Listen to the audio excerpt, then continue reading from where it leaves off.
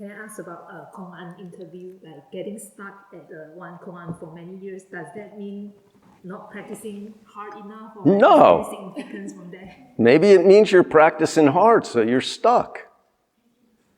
What's wrong with being stuck? That's our problem. I love being stuck. It's a bummer. And I just want to chew it up. But it takes time. You know, a farmer can put some seeds in the ground in January, and he said, well, it usually takes a month to come up. It's February now. How come it didn't come up? It's not going to happen until spring. But if he doesn't take care of the ground, take care of this and this, it's not going to happen also. So you just learn the Tao, the dough, the natural thing. We don't know what it is. It's before thinking. It's great. My favorite Kongan is mouse eats cat food, cat bowl's broken. I was stuck on it for 6 years. I got other Kongans, you know, they would toss out some others for you and stuff. We don't just hold one. And, you know, the way I answered is I got married and divorced. And then the answer appeared. Yeah, you got to suffer if you want to sing the blues.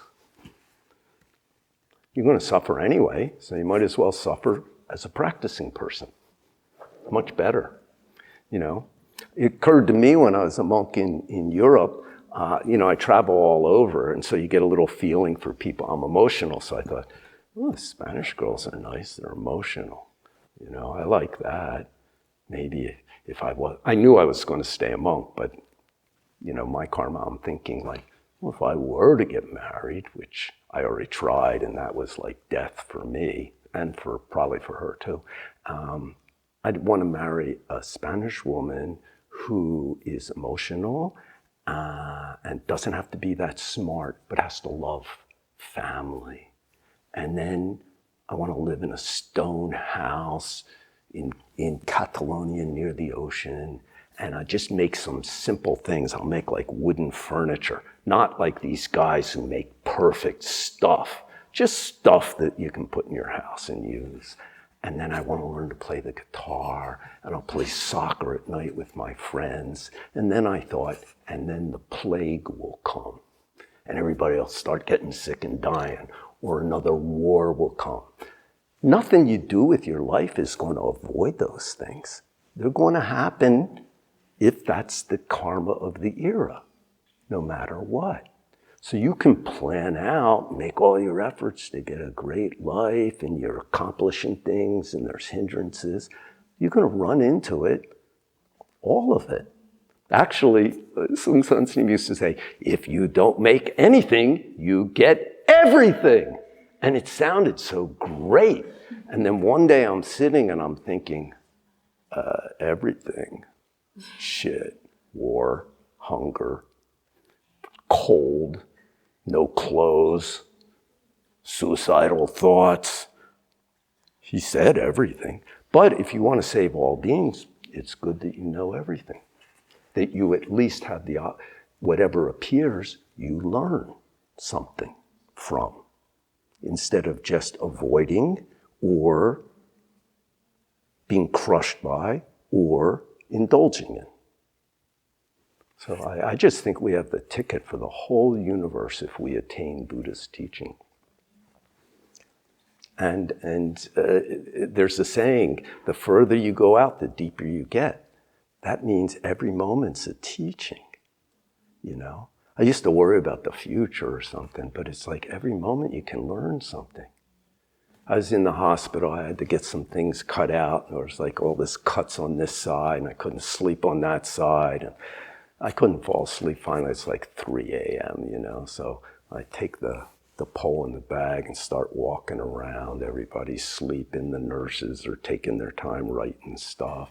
And I sat down and I'm sort of breathe in, breathe out, and do mantra. And another hour passes and it's the same. Nothing's changed at all. But it's kind of like, oh, I'm lucky. You know, some people have really big, serious shit happen. But this is what happens. You get older, you stand there waiting for the pee to come out. That's what happens. I think I'm the oldest in the room, so look what you have to look forward to. It happens to women too. I think with women, it's more that it leaks out. With men, it just doesn't come out sometimes. It's pretty normal. They say men over 80, something like 70% of them die. They have prostate cancer. It's just not growing. It's too old. You know, they got it. Yeah.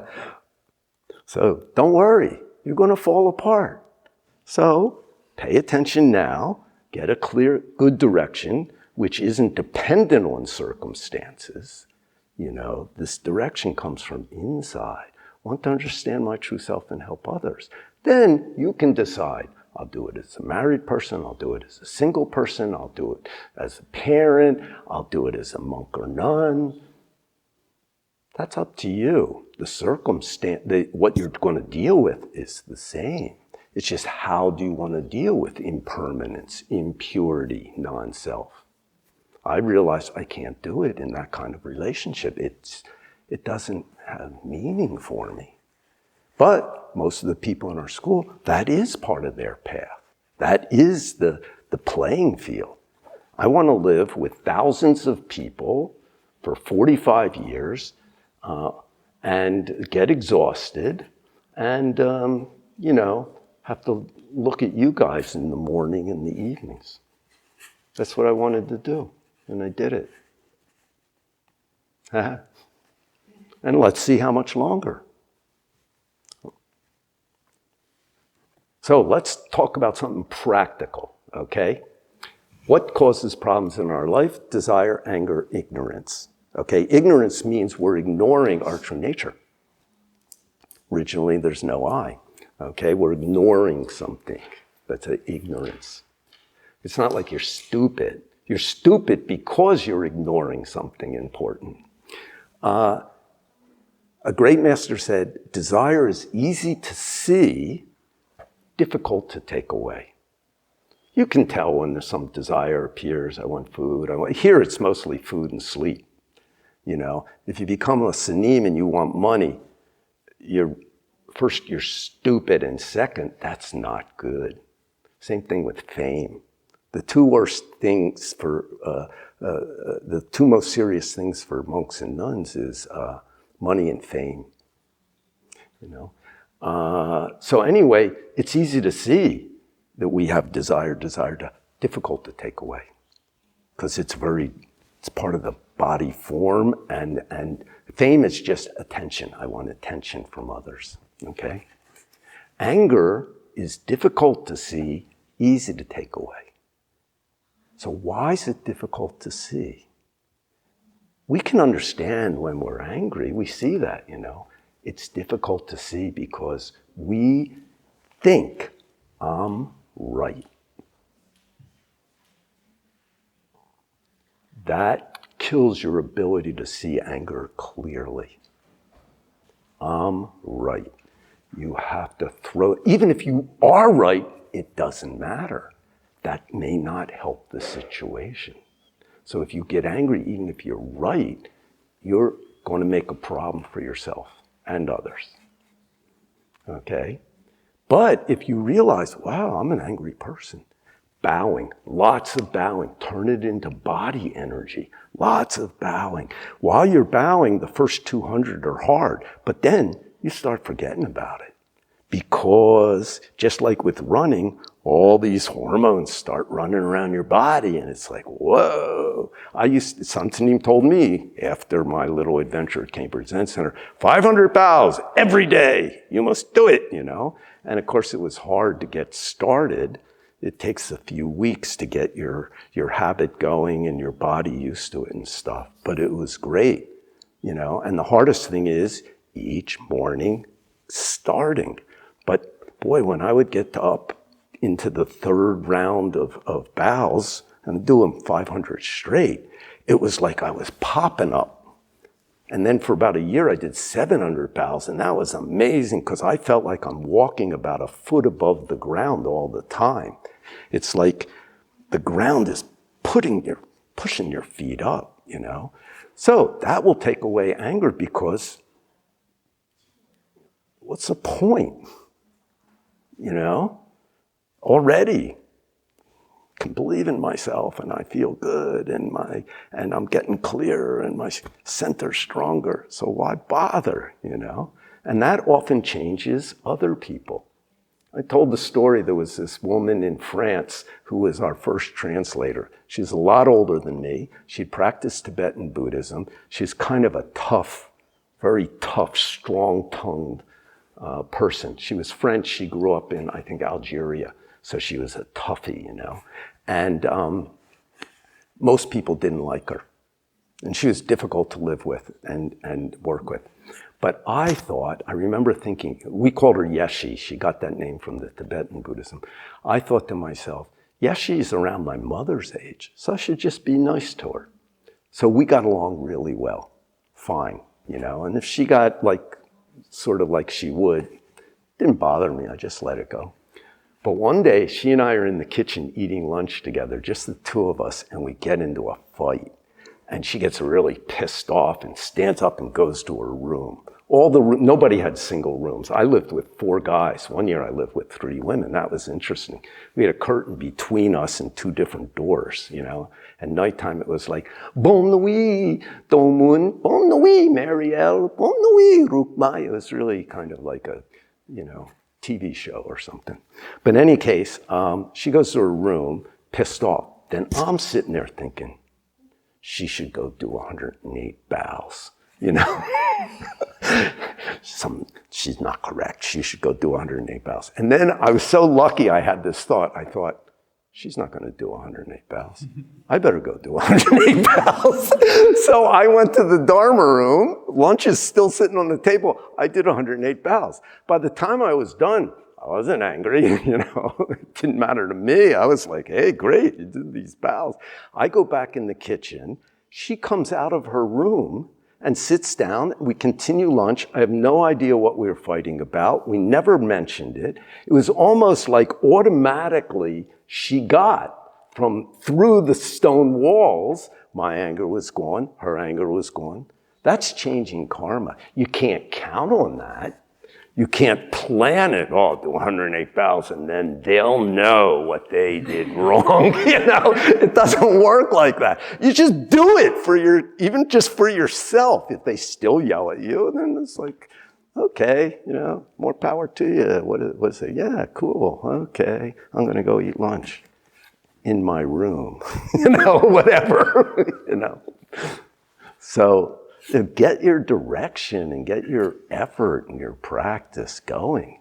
And don't know mind. That's the root of it. You know, don't know just means like, I don't got the whole thing, you know. I don't even know who I am. It's beautiful. It's fantastic. And then as your center grows, you're capable of handling lots of situations, and the ones that you can't, you learn something from. So stuck on a Kongan is great, you know. Stuck mind will become clear. Stuck mind can get enlightenment. Know something, doesn't get clear, doesn't get enlightened. So enjoy. I had quite an experience with that, Kongan. Yeah. And it turned out I understood it right in the very beginning. But the understanding wasn't the answer.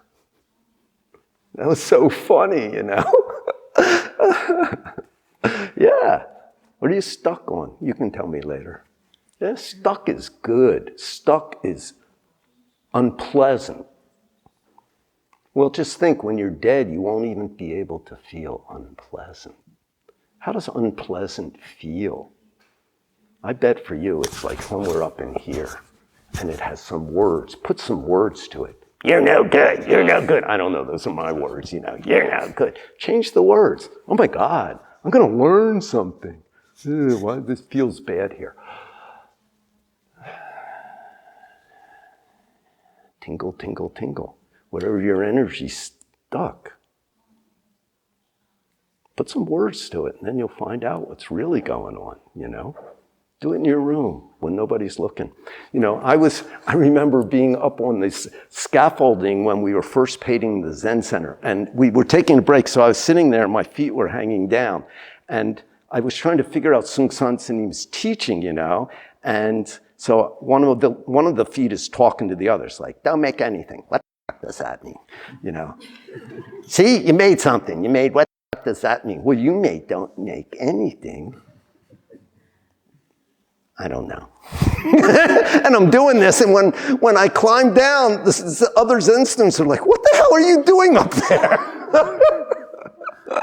I was like, I wasn't doing anything.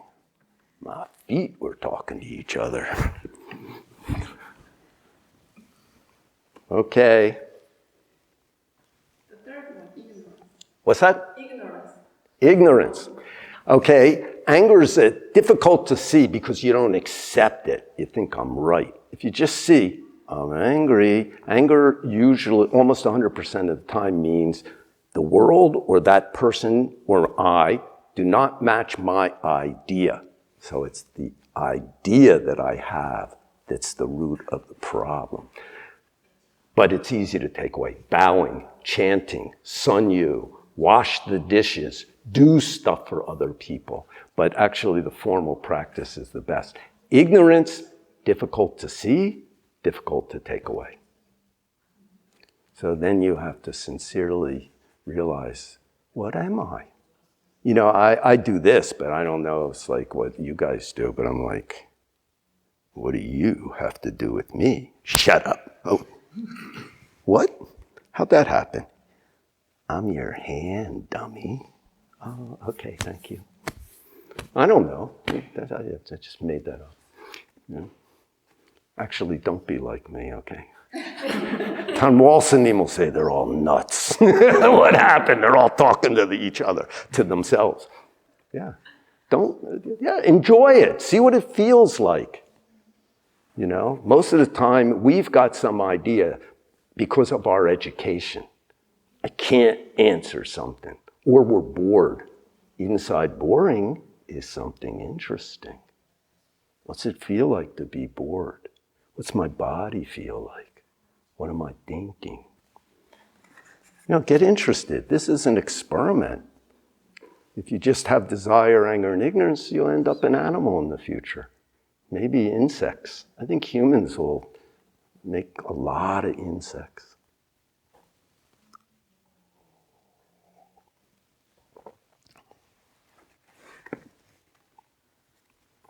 Back to the train.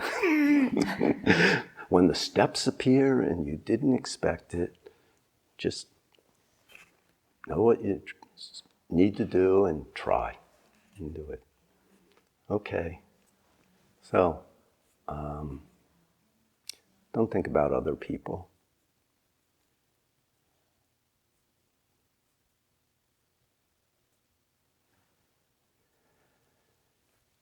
What was it?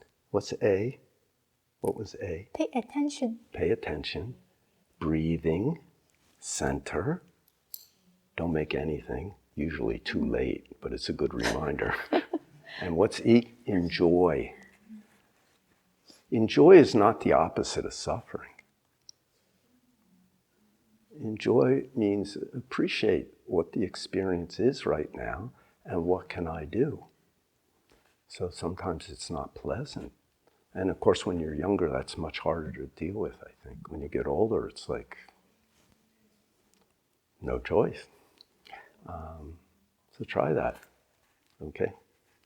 And